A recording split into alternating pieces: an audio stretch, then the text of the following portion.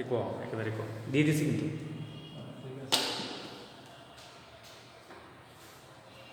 আরেকটাকে আছে শুরু করে দে প্রিয় ছাত্রছাত্রী, লাইট লাইট নাই তো, লাইট লাইট লাগবে লাইট লাগবে। লাইট দিছো আচ্ছা, প্রিয় শিক্ষার্থী, আজকে আমি বাংলা দ্বিতীয় পত্রের কিছু জিনিস আলোচনা করব। গত ক্লাসে আমি শুরু করেছিলাম কিন্তু শেষ করতে পারিনি। তো আজকে যে জিনিসটা আমি আলোচনা করব সেটাই হচ্ছে আজকের শব্দ গঠন। বাংলা দ্বিতীয় পত্রের শব্দ গঠন। সেই শব্দ গঠন জিনিসটা, শব্দটা আসলে কি, শব্দ কি আগে আমি তোমাদের সামনে আগে আলোচনা করেছি বিস্তারিত। শব্দ জিনিসটা হচ্ছে অর্থপূর্ণ ধ্বনিকে শব্দ বলে। যে ধ্বনিটা আমি করব সেই ধ্বনিটার একটা অর্থ থাকতে হবে, অর্থ ছাড়া কোনো শব্দ হয় না। এটা হচ্ছে চিরন্তন সত্য।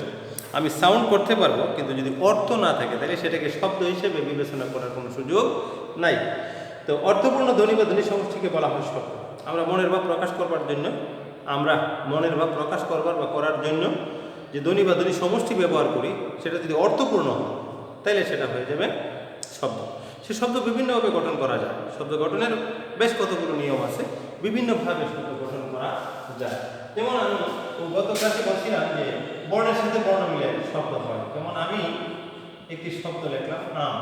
এই যে আম শব্দটার মধ্যে কি আছে? আম আর সাথে আছে আম। যেমন আছে কলম, একটি শব্দ কলম। এই কলমের মধ্যে আছে ক যোগ ল যোগ ম। এই যে কলম, এই যে বর্ণের সাথে বর্ণ, আ একটি বর্ণ, ম একটি বর্ণ, ক একটি বর্ণ, ল একটি বর্ণ, ম একটি বর্ণ। এভাবে আমি দেখি। যেমন তরল, তরল, তরল, এটা সমান আমি লিখতে পারবো যে ত যোগ র যোগ ল। এইভাবে বর্ণের সাথে বর্ণ মিলে শব্দ তৈরি হয়। তারপরে আকার, রস্বইকার, কার, কার চিহ্ন বলা হয় কি? কার চিহ্ন, কার চিহ্ন। এই কার চিহ্নটা কি? যেমন আকার, এটা একটা চিহ্ন, রস্বইকার, এটা একটা চিহ্ন। যেমন দিলাম মা, মা, ময়ের সাথে আকার, ময়ের সাথে কার চিহ্ন ব্যবহার করলাম। কার চিহ্ন কোনটা? এটা। ময়ের সাথে কার চিহ্ন এটা, মা, মা, মা। রস্বইকার দিয়ে আমি একটা শব্দ করতে পারি শীতল। শীতল, শীতল মানে কি? শীতল অর্থ ঠান্ডা। তো শীতল, তাহলে রস্বইকার, এই যে দিলাম শীতল, শীতল। এই যে শী, এটা রস্বইকার, এটা হচ্ছে আকার, এটা হচ্ছে আকার, কার চিহ্ন ব্যবহার করে। আবার দেখা যায় যেমন দিছে স্বরবর্ণের সাথে স্বরবর্ণ মিলেও শব্দ তৈরি হয়, আবার ব্যঞ্জন বর্ণের সাথে স্বরবর্ণ মিলেও শব্দ তৈরি করা যায়। যেমন দিছে একটা শব্দ আছে প্রথম, প্রথম, প্রথম একটি শব্দ, প্রথম। এই প এর সাথে কি আসলো? প যোগ র, প্র, র ফল, র, ত যোগ ম। এখানে প ব্যঞ্জন বর্ণ, র এটাও ব্যঞ্জন বর্ণ, ত ব্যঞ্জন বর্ণ, ম ব্যঞ্জন বর্ণ। তো এখানে বলছে যে ব্যঞ্জন বর্ণের সঙ্গে ফলা যুক্ত করে র ফলা। ফলাটা কি? ফলাটা হচ্ছে র ফলা। এবং প এর সাথে র ফলা দিলে এই যে, তাইলে এটাকে বলা হয় ফলা। এই চিহ্নটাকে কি বলা হয়? ফলা। এই চিহ্নটাকে বলা হয় ফলা চিহ্ন, ফলা। তো এরকম আরো আছে, যেমন সন্ধির সাহায্যে শব্দ তৈরি করা। সন্ধির মাধ্যমে, সন্ধি মানে হচ্ছে মিল বা মিলন। গত ক্লাসে আমি তোমাদেরকে একটু বলছিলাম যে সন্ধি হচ্ছে শব্দ গঠনের আরেকটি প্রক্রিয়া বা আরেকটি নিয়ম। সন্ধির মাধ্যমে শব্দ তৈরি। সন্ধি মানে হচ্ছে কি? সন্ধি অর্থ হচ্ছে মিলন, পাশাপাশি দুই বর্ণের মিলনকে সন্ধি বলে। আমরা পড়েছি ছোটবেলাও, আমি পড়েছি যে পাশাপাশি দুই বর্ণের মিলনকে কি বলে? সন্ধি বলে। তো সন্ধি কাকে বলে? সন্ধি শব্দের অর্থ হচ্ছে মিলন। সন্ধি শব্দের অর্থ হচ্ছে মিলন। এই সন্ধির মাধ্যমে নতুন শব্দ তৈরি হয়। সন্ধি, সন্ধি।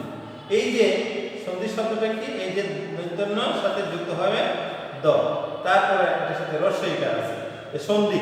এই যে সন্ধি মানে মিলন, সন্ধি শব্দের অর্থ হচ্ছে মিলন। কিভাবে মিলনটা করবে?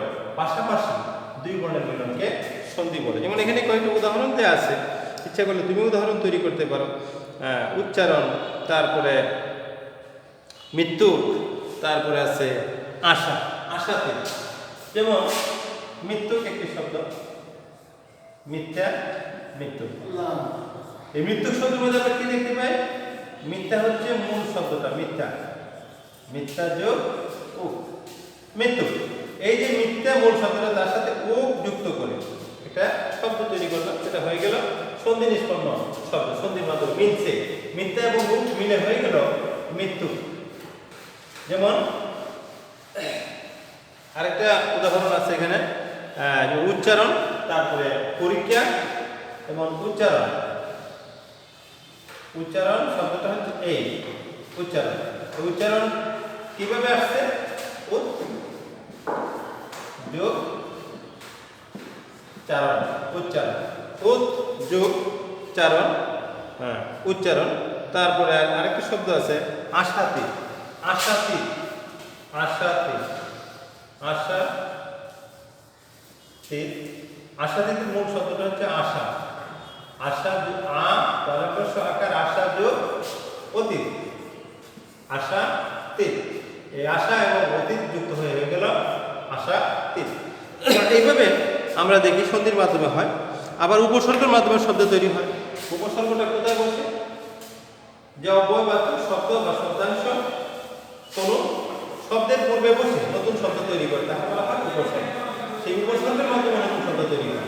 সন্ধির মাধ্যমে গেল বর্ণের সাথে বর্ণ মিলে নতুন শব্দ তৈরি করলো, স্বরবর্ণের সাথে স্বরবর্ণ, স্বরবর্ণের সাথে ব্যঞ্জন বর্ণ মিলে নতুন শব্দ তৈরি করলো। সন্ধির মাধ্যমে হয়, উপসর্গের মাধ্যমে হয়। যেমন আমি গত ক্লাসে বলছিলাম যে বেলা একটি শব্দ, বেলা একটি শব্দ, তার আগে যদি আমি অ দিয়ে দিই তাহলে কি হয়ে গেল? বেলা আগে অ দিলে হয়ে গেল অ। এইভাবে উপসর্গ, অ একটা উপসর্গ। তাহলে উপসর্গের মাধ্যমে নতুন শব্দ তৈরি হয়। উপশব্দের মাধ্যমে বাংলা ভাষায় নতুন শব্দ তৈরি হয় বা করা সম্ভব। অনেক শব্দ এরকম আছে, যেমন দিছে অভিযাত্রী, অভিনেত্রী, হারের আগে বি দিছে বিহার, তারপরে বাক্য আগে দূর দিছে দুর্ভাগ্য। এরকম শব্দ আমরা দেখতে পাই। যেমন পরিহার, হার, এই যে হার একটি শব্দ, তার আগে আমি দিলাম পরি একটি উপসর্গ। এই পরি হচ্ছে একটি উপসর্গ, তাহলে কি হয়ে গেল? পরিহার, পরিহার বা পরিধান, এরকম হতে পারে। ধানের আগে পরি দিলে হয়ে গেল পরিধান। পরিবর্তন, বর্তনের আগে, বর্তন একটি শব্দ, বর্তন। এই বর্তনের আগে যদি আমি পরি দিই তাহলে কি হয়ে গেল? পরিবর্তন হয়ে গেল। এরকম ভাবে আমরা উপসর্গের মাধ্যমে নতুন শব্দ তৈরি করতে পারি। তাহলে উপসর্গের মাধ্যমে কি হয়? নতুন শব্দ তৈরি হয়। এটা একটা উপায়। সন্ধির মাধ্যমে গেল, উপসর্গের মাধ্যমে গেল। আরো আছে শব্দের শেষে প্রত্যয় যুক্ত করে। প্রত্যয়ের মাধ্যমে নতুন শব্দ তৈরি করা যায়। প্রকৃতি এবং প্রত্যয়। এখন প্রত্যয় কি আর প্রকৃতি কি, এই জিনিসটাও তো আবার বুঝতে হবে। প্রত্যয় নিষ্পন্ন শব্দ, যেমন দিছে নীলিমা, মিতালি, তারপরে আছে ঘুমন্ত। ঘুমন্ত এবং নীলিমা এই দুটি শব্দে আমি তোমাদেরকে আলোচনা করি। প্রত্যয় নিষ্পন্ন শব্দ, প্রত্যয়ের মাধ্যমে নতুন শব্দ তৈরি হয়। কার প্রত্যয়টা কার সাথে যুক্ত হয়? প্রকৃতির সাথে। প্রকৃতিটা কি? প্রকৃতি হচ্ছে শব্দের মূল অংশ। শব্দের যে মূল অংশ সেটাকে বলা হয় প্রকৃতি। যেমন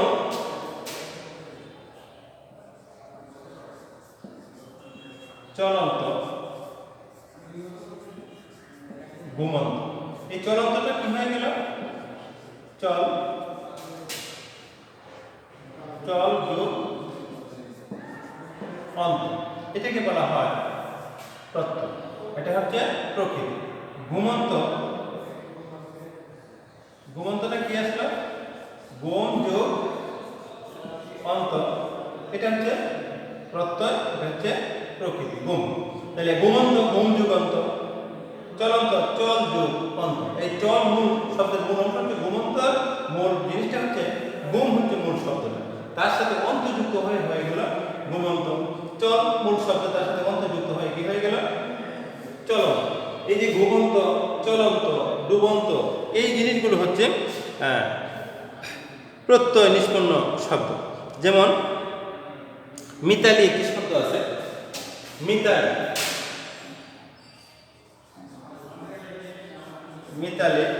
এই মিতালি শব্দটাকে যদি আমরা প্রত্যয় নিষ্পন্ন করতে লিখতে হবে মিতা যোগ আলি। মিতা হচ্ছে মূল শব্দ, আলি এটা হচ্ছে প্রত্যয়। তাহলে মূল শব্দ বা এটা হচ্ছে প্রকৃতি। মূল শব্দটাকে কি করে? শব্দের মূল অংশকে বলা হয় প্রকৃতি। শব্দের মূল অংশকে কি বলে? শব্দের মূল অংশকে প্রকৃতি বলে। আর প্রকৃতি হচ্ছে এইটা, আর প্রত্যয় হচ্ছে প্রকৃতি যোগ প্রত্যয়। এটা হচ্ছে প্রত্যয়, এটা হচ্ছে প্রকৃতি, আর এটা হচ্ছে প্রত্যয়। এইভাবে আমরা দেখি প্রত্যয় নিষ্পন্ন শব্দ, প্রত্যয়ের মাধ্যমে নতুন শব্দ তৈরি হয়। তারপরে আছে সমাসের সাহায্যে সমাস নিষ্পন্ন শব্দ। সমাস নিষ্পন্ন শব্দ, সমাসের মাধ্যমে নতুন শব্দ তৈরি হয়, সন্ধির মাধ্যমে হয়, সমাসের মাধ্যমে তৈরি হয়। সন্ধিটার সংজ্ঞাটা আমরা কি বলছিলাম? যে পাশাপাশি দুই বর্ণের মিলনকে সন্ধি বলে। আর সমাসটা হচ্ছে, সমাসের সংজ্ঞাটা হচ্ছে যে মিলন মিলবে, কিভাবে মিলবে?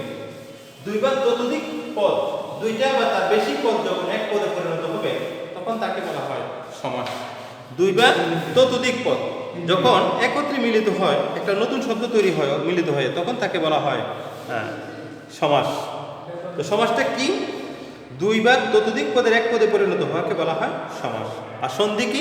পাশাপাশি দুই বর্ণের মিলনকে সন্ধি বলে। দুইটা বর্ণের মিলন হয়, আর এখানে মিনিমাম মানে কমপক্ষে দুইটা শব্দ অথবা তার বেশি তিনটা, চারটা, পাঁচটা শব্দ থাকতে পারে, যে ওই শব্দগুলো ততোধিক দুই বা ততোধিক দুই বা তার অধিক শব্দ মিলিত হয়ে যখন একটা শব্দে রূপান্তরিত হয়।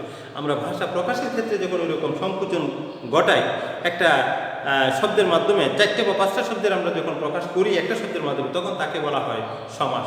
এই সমাস হচ্ছে অর্থ হচ্ছে সংক্ষেপণ। সমাস শব্দের অর্থ হচ্ছে সংক্ষেপ, সংক্ষিপ্ত করা। আর সন্ধির অর্থ হচ্ছে সংযুক্ত করা, মিলন ঘটানো। আর এটাও মিলন, সংক্ষিপ্তকরণ, মিলে যায় কয়টা শব্দ? দুই বা ততোধিক শব্দ। যেমন আমি উদাহরণ দিলাম তোমাদেরকে, উদাহরণ হতে পারে যেমন মা বাবা, মা বাবা। এই মা বাবা শব্দটাকে যদি আমরা সমাস করি, তাহলে কি হবে? মা ও বাবা, মা ও বাবা। তাহলে মা উ বাবা, এটা ব্যাস। এই মা ও বাবাটাকে যখন আমরা সমাস নিষ্পন্ন শব্দ করব, সমাস নিষ্পন্ন শব্দ তৈরি করবো আমরা, তখন সেটা হয়ে যাবে মা বাবা। যেমন আরো উদাহরণ আছে, কর্মফল। কর্মফল একটি শব্দ, কর্মফল। কর্মফলটাকে আমরা ব্যাপক যদি করি তাহলে কি হবে? কর্মের ফল। কিসের ফল? কর্মের ফল, কর্মের ফল। এই যে কর্মের ফল কথাটা আমি লিখলাম, কর্মের ফল, কর্মফল, এটা হচ্ছে ব্যাস বাক্য। এটাকে কি বলা হয়? এটাকে বলা হয় ব্যাস বাক্য। সমাস করতে গেলে ব্যাস বাক্যের প্রয়োজন। ব্যাস সমস্ত পদটাকে বাংলা, সমস্ত পদ, এটাকে বলা হয় সমস্ত পদ। ঠিক আছে, সমাস যখন আলোচনা করতে তখন বিস্তারিত আলোচনা করতে যাব। তো এইভাবে আমরা দেখি সমাস নিষ্পন্ন শব্দ তৈরি করা সম্ভব। তারপর আছে পদ পরিবর্তনের মাধ্যমে। পদ পরিবর্তন, পদটাকে আমরা কিভাবে পরিবর্তন করব? পদ পরিবর্তনের মাধ্যমে নতুন শব্দ তৈরি হয়। কিরকম পদ পরিবর্তনের মাধ্যমে নতুন শব্দ তৈরি হবে? যেমন আছে, আমি একটি শব্দ বলি, বেগুন একটি শব্দ। বেগুন একটি, বেগুন একটি শব্দ। এটাকে যখন আমি করব, বেগুনটাকে যখন আমি বলবো যে বেগুনি, তখন কিন্তু পদটা পরিবর্তন হয়ে যাবে। বেগুন হচ্ছে নামবাচক পদ। এটা কি? নামবাচক, নামবাচক। আর বেগুনিটা হচ্ছে বিশেষণ, তার অবস্থাটা বুঝাইছে, তার অবস্থাটা বোঝানো হয়। এটা হচ্ছে বিশেষণ, আর এটা হচ্ছে নামবাচক বা বিশেষণ। এটা হচ্ছে বিশেষ্য বা নামবাচক পদ, বিশেষ্য বা নামবাচক পদ বেগুন। যেমন আছে মাছ, মাছ হচ্ছে নামবাচক পদ বা বিশেষ্য। এই মাছটাকে যখন আমি বলবো মেসু, মাছটাকে যখন আমি মেসু করলাম, তখন হয়ে গেল বিশেষণ। তাইলে পদটা পরিবর্তন হয়ে গেল, মাছ থেকে হয়ে গেল মেসু, বেগুন থেকে হয়ে গেল বেগুনি। যেমন আকাশ, আকাশ থেকে হয়ে গেল আকাশী, আকাশ থেকে কি হয়ে গেল? আকাশী হয়ে গেল। এটা হচ্ছে বিশেষণবাচক পদ, হইল? তাহলে আমরা কি দেখি যে পদ পরিবর্তনের মাধ্যমে নতুন শব্দ তৈরি হয়। দ্বিরুক্তির মাধ্যমে আমরা জানি দ্বিরুক্ত কোনো পদ যদি আমরা দুইবার ব্যবহার করি, দ্বি হচ্ছে দুই, উক্ত মানে বর্ণনা করা বা বলা, তো দ্বিরুক্ত মানে দুইবার বলা। দ্বিরুক্তির মাধ্যমে নতুন শব্দ তৈরি হয় দ্বিরুক্তির মাধ্যমে। যেমন আমার জর্জর ভাব, এই যে জর্জর ভাব বললাম, জর্জরের মধ্যে দুইটা শব্দ, আমি জ্বর কয়টা শব্দ ব্যবহার করলাম? দুইটা শব্দ, জ্বর এবং জ্বর। আমার জর্জর ভাব, এই যে জর্জর এটা একটা দ্বিরুক্ত শব্দ। যেমন সে বছর বছর পরীক্ষায় ফেল করে, বছর বছর, সে বারবার আমার কাছে ফিরে আসে, বারবার। এই যে সৌন্দর্য বৃদ্ধি করা বাক্যের বা শব্দের, এতে আমরা দেখি ভাষা প্রকাশের ক্ষেত্রে আমরা বিভিন্ন রকম এরকম দ্বিরুক্ত শব্দ ব্যবহার করি আমাদের সুবিধার্থে, শ্রোতার সুবিধার্থে এবং বক্তার সুবিধার্থে। এইভাবে দ্বিরুক্ত শব্দের মাধ্যমে দ্বিরুক্ত আমরা ব্যবহার করি, দ্বিরুক্ত শব্দ। এভাবে দেখা যায় বিভিন্নভাবে নতুন শব্দ তৈরি হয়। এই শব্দ গঠনের যে প্রক্রিয়াগুলো আছে এগুলো তোমরা ভালো করে পড়ে নিবে, কীভাবে শব্দ তৈরি করা যায় উদাহরণগুলো মনে রাখার চেষ্টা করবে। তো ঠিক আছে, আজকে এই পর্যন্তই রইল। খুদা হাফেজ।